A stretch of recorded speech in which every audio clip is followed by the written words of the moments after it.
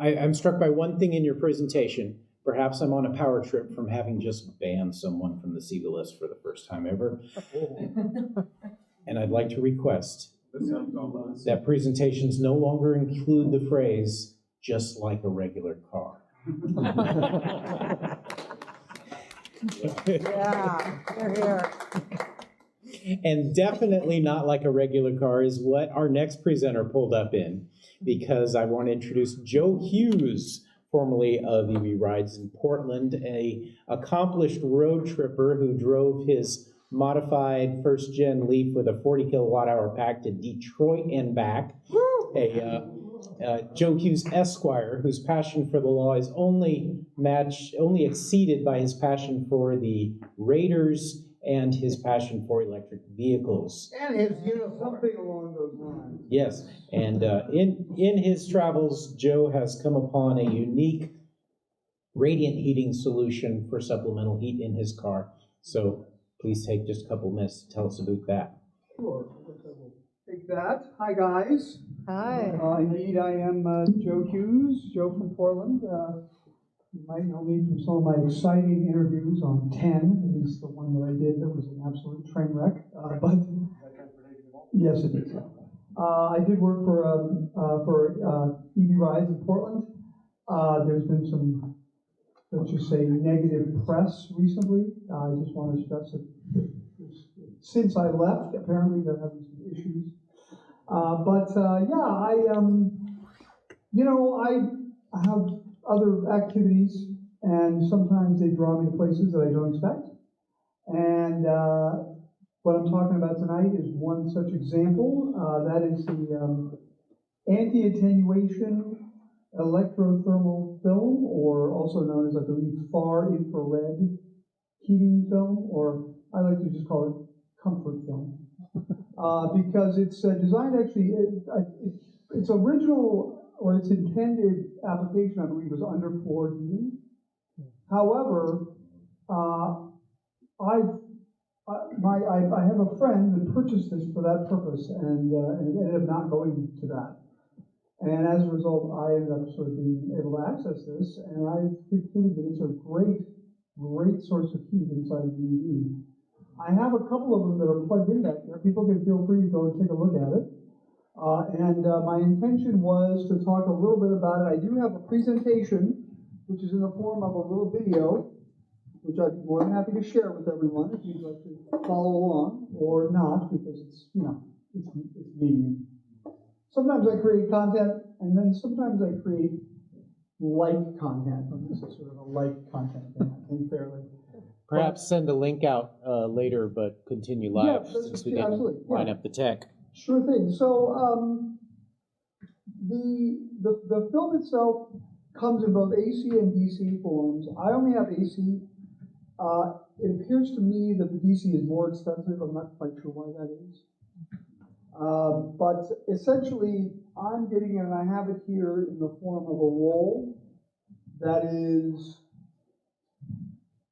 like basically 50 centimeters by 30 centimeters, these tiles, and they can just be cut and wired. I believe it's 20 is the maximum that you can do on like the AC line. I don't know what it is for the DC because I don't have that. Although it's my hope to have some soon and sort of play with it a little. I use mine with my inverter in car, which is an 1100 watt inverter. But I can show you, I have a little energy meter over there that's plugged in. You can see what two panels draw. It's about 26 watts per panel, per piece section. So when you say AC, it runs off of like 110? Exactly. Okay, and you have the inverter in your car? That's right, yeah. And I just have a power strip that I have in the cabin that I plug into. Although I think it was Jay that pointed out to me that I'm probably losing heat on that, right? If I had the inverter in the cabin, I would get that heat as well there. But, this is why I went to law school and not engineer school. So you can see that. Okay, I found this information out. It is 99.69% efficient. And it produces, I believe, 20, no, I'm sorry. I believe a single panel will produce 79 BTUs per hour, BTUH. Again, this is a concept I wasn't familiar with, and I don't exactly know what that means in terms of heating in the car. But I can say that I have, they weigh almost nothing, so I put some on Velcro, which I put on my headliner, and that, really feels quite nice. I mean, it just keeps your upper body sort of warm if you're sitting in the seat below it. I also have a couple of pieces that compose 5 panels that I put on the dash. The idea being to sort of reduce the amount of times I have to defog. It was so hard to test because this last few days have been just, last week have been just crazy raining down other than in Shelton now. And the Olympia area, it's just been pouring like nonstop. So I believe it is having an effect. I mean, for sure, to the touch, you can see the heat of warmth. So I'm fairly certain it will help, and it certainly uses hardly any energy. I mean, it's basically invisible when I use LeSpy to check, what the draw is. I'm really hoping to get USB connectors, wiring, or harnesses for the DC ones, and see what that does, how much that puts out. Limited to 5 watts. Yes, but that's not much more than they're using right now. So it's directional and you get no heat off the backside of the film? It's so thin. I mean, yes, it's supposed to be. It is supposed to be, but the reality of it is, I can't tell that for instance, I placed like a thermal blanket under it. I can't say that any of it seems to make a big difference. And since it was designed to go underneath flooring like sheet vinyl, have you thought about trying it above your headliner and radiating down? So I thought about that, yes, but that would involve maybe an acumen that I do not possess. I mean, I'm good at. I'll tell you a story. I was over in Eastern Oregon. I don't know how many people are taking 84 in EV, and there's a plug-in hybrid. What's that? I took 84 in a plug-in hybrid. Oh, okay. Well, there you go. So it's a little different, I think. But I mean, when you run out of plug-in hybrid, you just pull over into gas. But I was not able to do that. There's a charger in LeGrand, and then there's a town called Huntington, Oregon, which is the creepiest place I've ever charged in my life, and I hate going there. So I decided to shoot for John Day, where there were allegedly a couple of chargers available, and unfortunately they were not. So I hypermiled it to Baker City, maybe? And there, the only charging that I could find was a NEMA 1450, level 2 thing. It was part of one of the hotels there, and they allegedly allow people to charge on it. But of course, I only had my little, actually, someone in this room, the 630, I guess.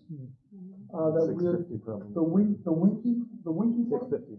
650. Okay. So actually, with some help, I got from Home Depot a dryer cord that was designed to be wired into the dryer, and I was able to, with electricity tape and some caution, lash it on to the end of that, and was able to charge. Normally, I really that was a high point of my technical skill. My engineering ability or whatever that's Please called. do not post that to the public list. No, How do you do in a courtroom? better. Okay. Well, I'll check out the film at the back of the room. If you guys want to come over and take a look, I'll show you I mean, I was going to wire one, which doesn't take long, but I have a question. if there are time issues, I can certainly pass on that. Now, have you been using this film without using the Leafs heater then? Yes. At least a Okay. couple of days I was able to drive. Like I drove to Portland Yeah, 2 weeks ago, and that was on the blizzard day. right. And I was able to avoid using the heat No kidding. entirely. Now, I still use the defogger. It's a a seat couple heater, times. yes, and the Right. defogger. Yeah, and I mean, Cool. The steering wheel heater I love, that Yeah. thing has ruined me for other cars. Yep. But I'll tell you, it was under 300 watts, all the accessories were pulling. Fantastic. So, yeah, no, it's really worth it. I do have some for sale. My plan is to go ahead and take this on the road if this goes well tonight. And then if I can do that, I'll sell some more. And I'm hoping that I'll be able to sort of experiment with some of the other ones. This is just a single product I happen to be able to get. But if I can get some of the other ones, by next winter, I'll be able to really recommend a good choice. Okay. Have you ever played around with like a selfie-air module or Oh, what? selfie-air, a thermal electric module? They use it for cooling. Yeah, some of us have. your Heating power and cooling supply. seats. So one side can get cold and one side not. Like the big DLT? That's how I dehumidify my classic cars over the winter. Yeah, I was just wondering if we Uh-huh. could experiment and try making one side the heater and flip it around. And make it the AC. I mean, yeah, I've used. Right. No, it's not. Okay. Yeah, I have like a 400-watt space heater that I use in my car sometimes, which is just like a little mini space heater, and that works very well. But it's still so much more energy than these use. It's remarkable. All right. Let me get it back. Oh yeah, sure. All right. Well, please roast your fingers near the film in the back, and you probably couldn't help but notice Joe is also in the business of reproduction Super Bowl rings. And that's not his street fighting outfit. Now back from hot topics to dry topics.